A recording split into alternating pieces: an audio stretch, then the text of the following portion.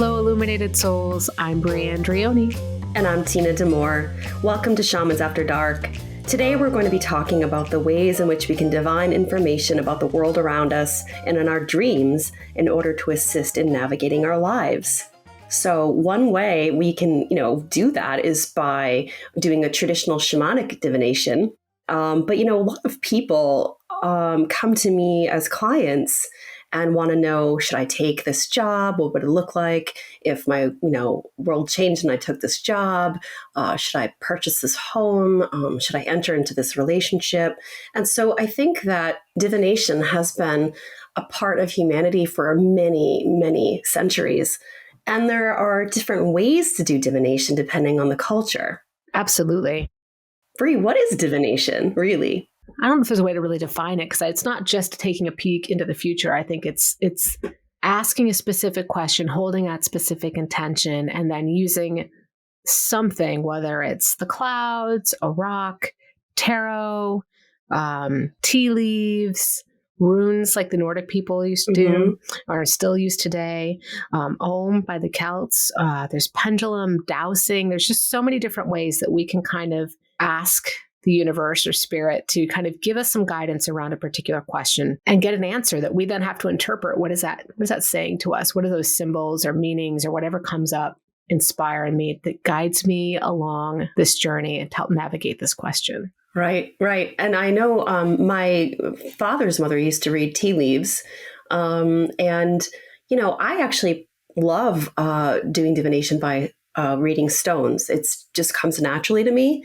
Yes, and that's also, one of my favorite. Yeah, it's so fun. And I often talk about cloud divination too, because I don't know about you, but when I was a kid, I used to stare up at the clouds and watch them change shape. And it was fascinating to me. And so you can, through a shamanic practice, talk with the clouds and ask them a question and watch them change shape and sort of let your mind go and start to read what they're saying back.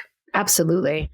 What I remember when I first started stepping into shamanic practice, my first teacher assigned us to do a rock divination. It felt so intimidating at the time because you're like, I'm not going to know it. How do I do this thing? Right? Because it was all you were just told to go out for a walk in nature, holding an intention, asking that a rock would speak to us with that answer. And I remember picking it up and just seeing what symbols came up, what feelings. It was such a fascinating when I got out of my head and allowed myself to have that real experience. Yeah. And I still love that practice so much, whether it's a rock in nature or some, rocks that I have at home. I love doing rock divination and I love reading tarot.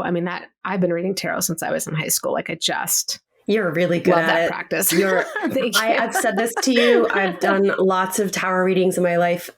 Everybody, Brie is probably the best tarot reader I've ever gone to. Thank you. I appreciate it.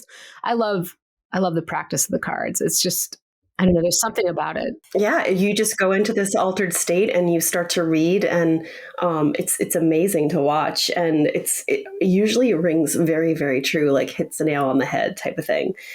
But there's other ways to divine. There's flight patterns for birds, gazing into the water with like sort of soft eyes in an altered state, looking into a fire, which I love. I know you probably do too, Brie. I do. Watching the wind through the trees and how it moves. You can divine information that way. Or even the light, the patterns of the light through the leaves and the way it falls. Yes. Mm-hmm. Yeah. And, it really is about, even if you're not a shamanic practitioner, about letting your mind go and just clearing it and just having this present conversation with the elements around you. Which is, and everything speaks. Everything around us is singing and speaking. It's only us that forget that, and we forget to be in the present moment. And learning how to listen again. I think that's what it comes down to. And trusting what you hear. Trusting what you get. So I was out in my garden the other day, and I could feel like the nature beings around me just kind of laughing and playing, and the wind. And it's not like I was hearing those sounds in ordinary reality, but I was hearing those sounds, on an energetic, and actually I'm sure that was a message to me to remember to play, because I've been so busy lately. I have not made time for play at all, actually. So as I'm talking about it now, I'm like, oh, look, I just realized what they were trying to tell me. Well, adulting is adulting. And yes, it is. we forget to carve out time for that inner child in us. And this is one way. I mean, if you wanted to spend time in nature and just be and watch, and if you have a question, I mean, I don't know anybody, or I know very few people that go out in nature and don't feel better coming back and feeling like they have gained some sort of understanding about whatever is occurring within them at the time. So I do feel like everything is speaking. And so it's really up to us to pay attention to it. Absolutely. So, yeah, I mean, I love doing rock divination. I do pay attention to the flight patterns of birds. I love birds. I think we talked about that in our connecting with nature episodes. So yeah, and if you look into the fire, you're going to see, if you use soft eyes, a spirit in the fire that might be giving you a message as well. Dancing. Yes, dancing in the fire. It's amazing. Or as the ashes start to cool, you start to see shapes and pulsating coals in there, and you're like, wow, that's a message. And especially if you've done a ceremonial fire and it comes down to burns down to the ashes, you'll see some sort of an answer from that fire spirit. So it's pretty amazing. I do not know how to read tea leaves. I never learned it from my grandmother. She passed when I was fairly young, and I wish I knew, but I'm still very curious. So that's something I might want to indulge myself in at some point. Yeah, that would be fun. It would be a fun exploration. Mm-hmm. And there's also, kind of more formal shamanic divination practices that I know both you and I do. Yes. What does that mean? I mean, sometimes there is cleromancy is a common kind of shamanic divination practice, and that's where you kind of have items, either nature items, bones, could be just random, like a leaf and a rock and, whatever. Shells. Exactly. Something you called and picked up. Cowrie shells in some traditions. Yeah. Yep. And then, have them in some kind of bowl or dish or cloth or bag, and then, shaking them up and then while you're holding this intention for a question, and then tossing them either onto a cloth or the ground and kind of getting your answer from what's kind of unfolded before you. Right. There's a type of a divination from West Africa that I've sort of been learning over the years, that use a specific stick, and you have a cloth, which is traditional, and you use cowrie shells and stones or anything that really calls to you, and they all represent something. And on this cloth, there's specific portions that represent water, earth, fire, and whatever, all the elements plus spirit. And so you sit there and you just allow spirit to work through you and start to channel through you, and you start to talk to the person, the querent, and just let the answers come forth. And that's pretty much working with the ancestors and they call it the contumuli, which are the nature beings there that are indigenous to that area of Africa. So that is a fascinating practice to me. But, even, divination has been mentioned in the Hebrew and Christian Bible. So this is going way, way back. Right. Well, cleromancy, this practice of cleromancy or even drawing lots, I think is what that biblical reference is, they drawing lots. And it's just interesting when you're kind of tapping into this chaos to get a message from or guidance from spirit, right? This random lay of the stones you throw or the shells and kind of reading where they fall it's just really fascinating what you can get and how you need to kind of step aside to allow yourself to just be open to what might come up and be interpreted. Right. And I don't know about you, but, after I get to the end of the session, I don't remember a thing that I've said. It's literally, and the person that's receiving this information is like, wow, that makes a lot of sense. And I'm sitting there, oh, I'm glad it does, because I don't know what I just said. I can't go back. I hope you were recording this. Yeah, please.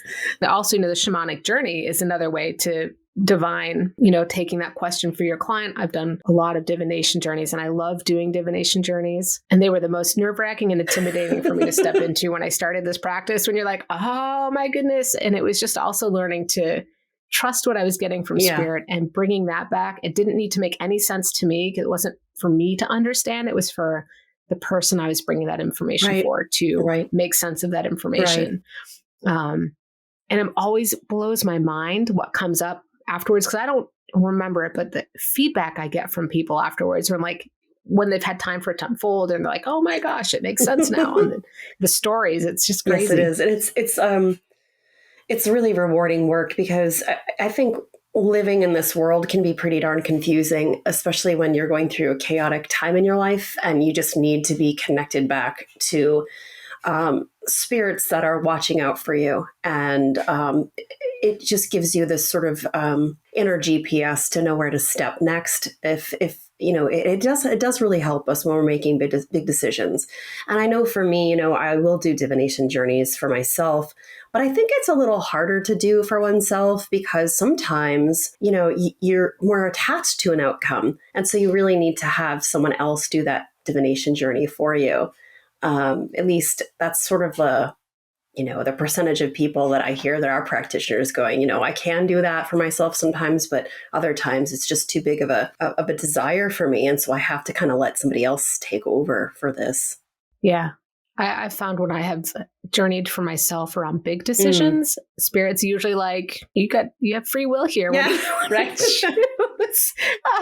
And I know I read, cards for myself on a daily basis, and it's, when you pull cards for yourself, I'm like, I don't want to hear that.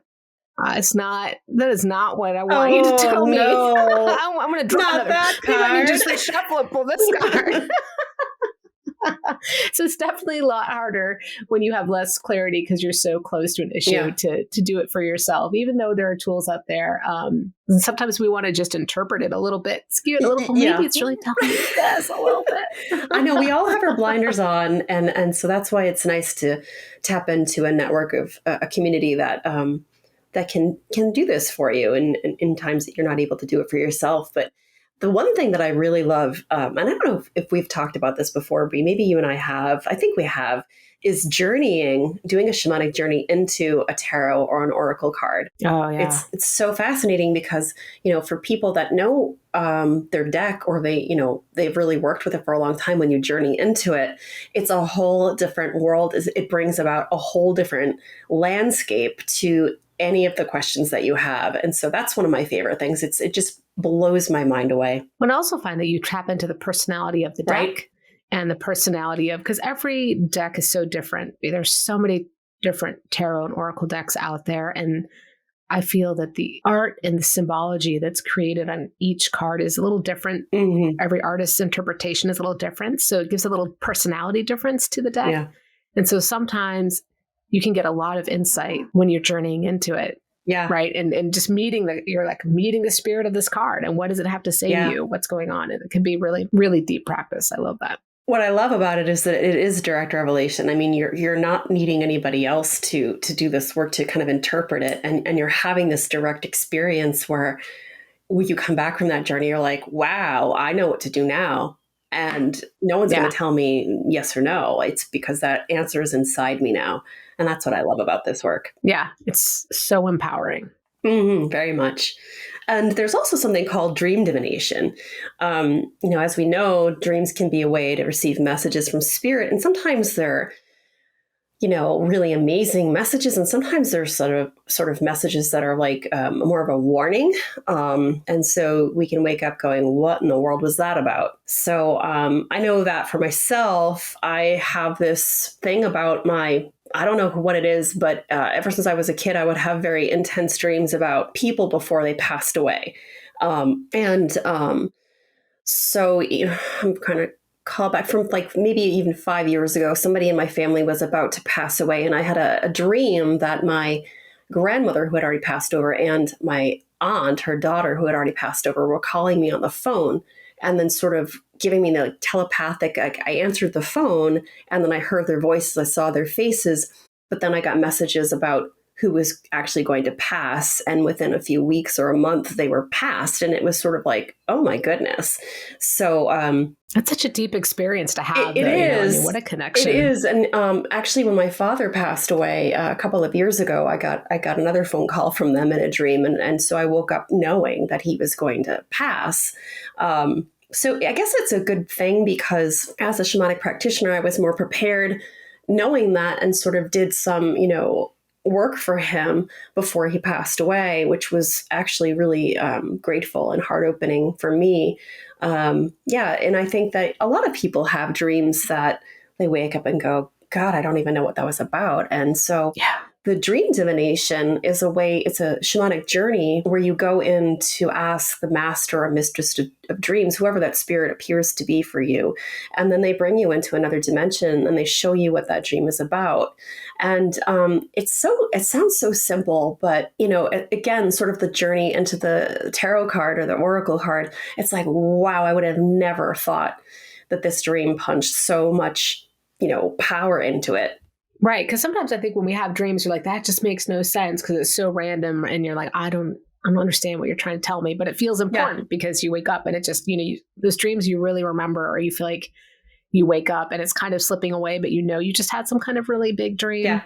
I think being able to do a journey like that afterwards to gain insight and understanding is huge. And what a tool in the toolbox to be able to be like, I can understand what message is trying to be given to me here. And I have some power to try and interpret this on my own without someone else trying to tell me what it is. Because again, dreams they all mean something different to each of us. And so I think that is just an amazing thing to be able to do if you know how to journey to do that. And I think we actually tie back to that a little later in the episode at the end. Yes, we do. Yeah. Yeah.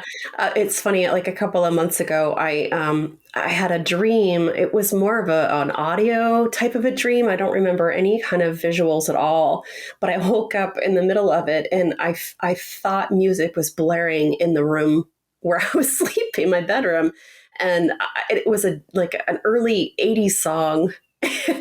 And I was like, what in the world? And I literally sat up in bed and like, who's blaring the music? And I realized after a moment or two that nobody was, and it was like just spirit was really speaking really loudly. So the next day I journeyed and it was just an amazing message. And now, obviously I can't share it. It's too sacred. But now when I need specific energy, I actually journey to that song. I found it on Spotify and now I journey to it. And it's really a lot of fun now. It brings this joy into my life and it actually powers me up quite a bit when I need to kind of focus on something. So it's... that is really great. That is a really fun takeaway. So I've learned, to... really reflect on the dreams that I have. And when someone says to me in session, I keep having this dream, my ears perk up right away. And I'm like, let me journey on that for you. Because if they're repetitive dreams, that's spirit trying to like go, hey, knock, knock. Pay attention. Yeah, pay attention. We have something to share with you. This is very, very important. And, the dream state, the REM is the same as theta. It's the same brain waves that you use to do a shamanic journey. And so, that's where spirit can speak to us. And so if you're not a practitioner, but you have really intense dreams, it's sort of the only way spirit can kind of come in and say, hey, we're trying to get your attention. We're trying to connect with you. We have so much to share, so much wisdom to share with you. So, dreams are just fascinating to me. I don't generally remember my dreams very often. And when I do, they're really powerful dreams. And usually when I dream a lot, I actually feel like I didn't sleep at all. You know what I mean? Like I wake up and I'm just exhausted, but I remember. And when I've had my most impactful and powerful dreams, it's usually when spirit's like, we want you to make something. Dreams are beautiful and healing sometimes, right? I mean, have you ever had those like a healing dream, not just a divinatory dream, but a healing dream? I remember a dream I had years and years ago, it must have been about 20 years ago, before I even stepped into a shamanic practice. I was in this room with 3 male spirits that I didn't recognize physically, but felt so familiar to me. And now I know who they are as a practitioner. So they're sort of like visiting me and saying, hey, come this way. You're supposed to go this way. But I didn't know. I mean, I was still a public school teacher at that time. And so I think, again, going back to spirit is speaking to you in dreams. And I've always been fascinated by them. I mean, when I was growing up, my mother had a dream book and I would, open it up and the dream book. I'd be like, that doesn't feel right to me. But I did find it really fascinating. So, I mean, people can keep notebooks and pens by their bed. I mean, so when you wake up you can remember the dream and kind of remember it in your, when you wake up the next day, you're like, oh yeah, I had these messages. And because otherwise you're going to fall back asleep and say, I didn't have a dream last night, or maybe I've dreamed about something, but it makes no sense to me. Right. And Or you forget a little piece and then you're like, oh yeah, I wrote it down. It's right here. yeah. I was doing this thing and I was wearing, because colors too, like just as any symbol in a dream, like it was a blue dress that you were wearing that felt really important. Those are little details. Yeah. So dream divination is a great tool.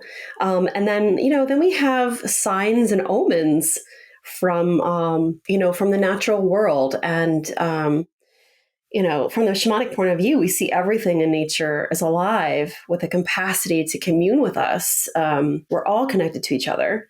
And there's like this force that connects us through the web of life. So we're not separate. Absolutely not. But one of the ways the universe or even spirit communicates with us is through signs and omens. And they're messages that are helping to guide us on the path to our best and highest good. So the differences between a sign and an omen, I don't know if this rings for everybody, but for me, a sign is a form of guidance that generally shows up when we ask for it. Like we said to spirit or just out loud or to our guardian angels or whatever you want to call it, please show me a sign. Show me a sign about what I'm supposed to do. Or you're reaching out to the universe that you are receptive to some sign or some guidance to help you navigate something, whether it's a specific question, a situation you're in your life, or you want confirmation that a loved one is okay after they've passed. Like you're asking to receive some guidance. So there's intention. It's intention-driven request in a sense. Right. Or you've reached out to your helping spirits and said, please show me signs about this question that I can understand. And then nature speaks back, right? The world speaks back. You've put this ripple out into the universe and the universe sends a wave back. And that might show up as, I don't know, you interact with birds that you don't normally interact, or you see a sign, or you run into someone that you don't know, but they just happen to have an answer to your question or can help you with your situation. Like some response happens, and sometimes it's really subtle, and sometimes that's very not so subtle. Not so subtle. And saying of not so subtle, I feel like omens are signs that show up in ordinary reality spontaneously, like out of nowhere. It's just kind of like spirits trying to get your attention. And you remember on that funny video I sent you of that hawk falling in that guy or just flying into that guy's car? No kidding. Yeah. Like, there's a hawk in my car. Oh my God. If that's not an omen, I don't know what is. But spirit was really trying to get his attention, apparently. But it just definitely feels like it's something that's out of the everyday, really grabs your attention, and you feel like something important just happened. You may not know exactly what, but it feels important. And I feel like that's, spirit kind of indicating an important event is about to occur, is occurring, or is, coming to you shortly. Yes. I mean, even preparing for this podcast, I was writing a bit about omens and was watching my cat was staring up at something out of the window for a moment, like at least 5 minutes, which was odd for him because he doesn't sit in one space very often. Like he just moves around a lot. And I'm like, okay, I got to look. And there was a hawk sitting right in the tree right there. And I was like, oh, that is so ironic. I'm writing about omens and there's an omen right there. And I did a journey and I found the meaning, which I cannot share. But, then there's another omen that I can share. There was a house finch nest that just appeared in my front door wreath. And, it was definitely a good omen for me, but it was just so sweet. And interestingly enough, I was concerned that if I opened the door, if the babies were born and all of that, I didn't want to disturb them. But the finches decided not to nest there. They just had a full, they created the nest and probably decided, you know what, this is probably not the best idea, but it was a really cool omen. And another thing, this was after my father passed away a couple of years ago. I was on a walk in the woods and a bluebird landed on my path like 10 feet away from me, which was sort of, I don't normally hadn't seen them a lot during that time. And I was just sort of like that kind of moment, and it just flew away. And I had a good friend of mine journey on it for me. And, and she said, yeah, that was your dad saying hello. And what's so cool is that I moved to a new place, and at the bird feeder for months and months, even over the winter, there were like 10 bluebirds coming every single day. They've since dissipated and gone their own way, but it was the coolest thing. It's like, oh, hey, Dad. Well, what a hug from spirit, though, right? Like it's such a support when we are able to pay attention and realize when Spirit's speaking to us in our everyday. And, I remember I was going through a really turbulent time just like last summer. I was having a huge work transition, like all this stuff is going on in my life. Right before it happens, bald eagle in the tree behind our house. Don't generally see bald eagle here in town. But there it was in the tree. And then as I was getting to the end of that, bald eagle flying right by my office window, which again, don't generally have them in town. Amazing. So it was just really, and just being able to catch it at the moment that it happened, that I just saw it and I was like, wow, it just felt so like, I just knew I was coming through the end of that. Like things were getting better. And like, so just, it's almost sometimes the signs are like hugs from Spirit or guidance. And it just makes you feel not so alone sometimes when life is really hard and challenging. And then Spirit is like, oh, still got your back. We got your back. Don't you think about anything else right now. Just focus. You got this, right? And so, it's important to offer words of gratitude or a small offering when we receive a sign or omen like that. I would go out daily and feed the birds, and they specifically like these little suet nuggets. And so, I was thanking them for coming there and showing me these signs. It was really amazing. Well, and also just even holding gratitude in your heart, if because if an omen comes out of nowhere, you may not be prepared. So just being able to offer that and acknowledge that you've received it is huge. And Yes. So, journaling is a great way to process a sign or omen. You can know what you felt when you saw it. What did it bring up for you emotionally or physically? Did you have some sort of visceral experience? Like I saw that bluebird and went, oh, and I was just in this awe. Did it evoke any memories? What first came to mind when you witnessed it? What did you intuitively sense when you saw it? And you can allow yourself to write down all of those thoughts and feelings to see where your stream of consciousness takes you. And you'll know the answers. They're all inside of you. Spirit speaks to us, whether we're journeying or just walking around in our day-to-day, through symbols and metaphors. It isn't always like do this. Like they want us to figure some of it out a little bit. And so, symbols and all of that can have such deep personal meaning to us based on our life experiences and what we've come to associate with different things. Like I love crows. Somebody else might not feel the same way when they see a crow. I can't imagine that, but I've met people where they're like, oh, and for me, it's just, it's like, I don't understand that. For me, but I feel the same way as about crows. So it's like, yeah. So it's so personal. Right. It is. It's personal and nobody else can tell you what it means because again, this omen is for you or this sign is for you only. And so that's the power of it. Yeah. So you have to, it's kind of your job to pay attention to what that might mean to you when you see that. Does that remind you of a loved one? Is it make you feel good, not good? Is it, what was it doing when you saw it? That also a big indicator to kind of help you figure out what you're being kind of guided towards or what its meaning was. Right. And people often ask about if they can look in a book, like whether Dream Dictionary, like you mentioned earlier, or when someone has a power animal retrieval done and they go and they want, look up what does it mean to have this power animal or... It's kind of a pet peeve of mine. Me too. no pun intended about the power animals, but, these signs and omens are personal messages. And I guess I would say it's akin to looking up, like for a power animal, for instance, I know it's sort of off topic, but like looking up a power animal in a book is sort of akin to like trying to define your grandmother through an obituary, who she was as a person. It so limits the power of that moment and that sign and that omen. I mean, yeah, they're helpful to kind of give you sort of a trail of where to go and how to think of it. Right. But, you might read something and you're like, oh, that resonates. Yeah. And so it's always like, if you do choose to, and we're not saying don't, but, obviously if you do, just take it with a grain of salt, take what speaks to you and leave what doesn't feel right. Yeah. And try, but the big point is like, hold your power, trust your intuition, if you don't know right now, something might happen that makes it all click and you're like, now I understand what was being told, right? Things are a little bit outside of space and time sometimes, or not always in the time frame that we're anticipating. Right. Yeah, so true. So yeah, just to hold on. You don't have to, you look to someone else necessarily to always give you the answers.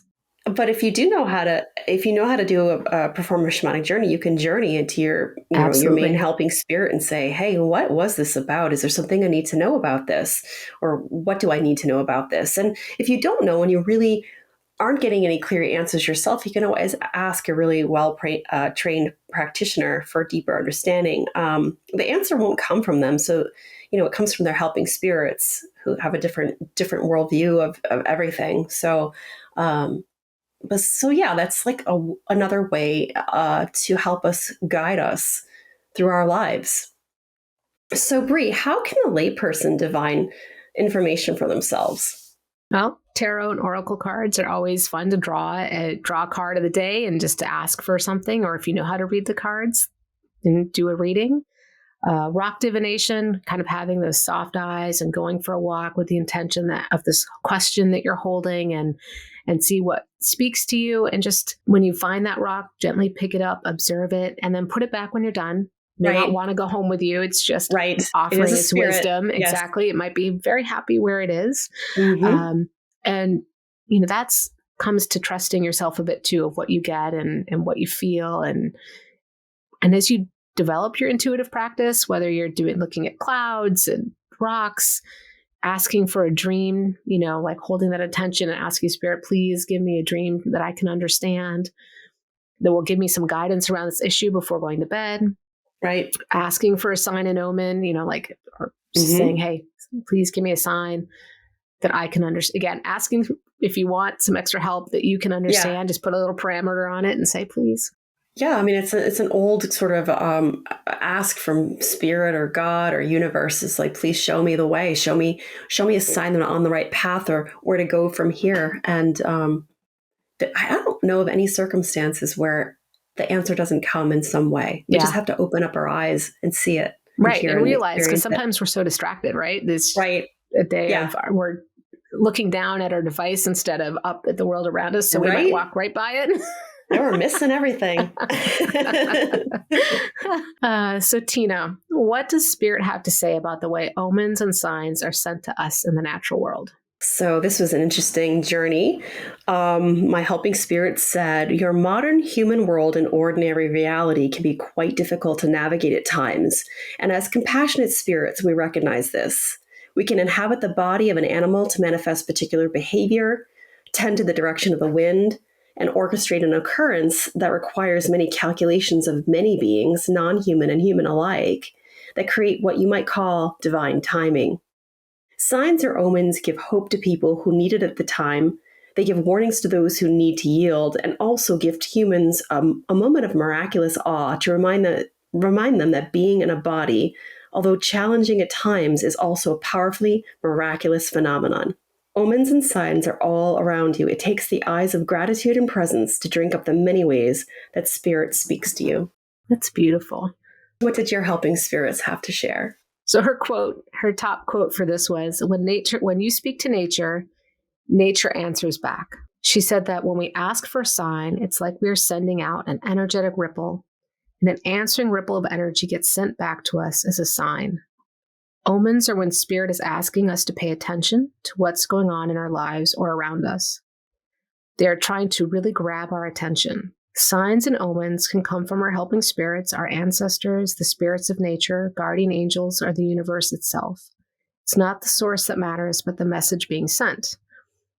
They remind us that even when we feel deeply alone, that we are not alone on this life's journey. People have thought of themselves as separate from for so long that they've forgotten that they are actually a part of the natural world. The answers you seek abound around you and live within you.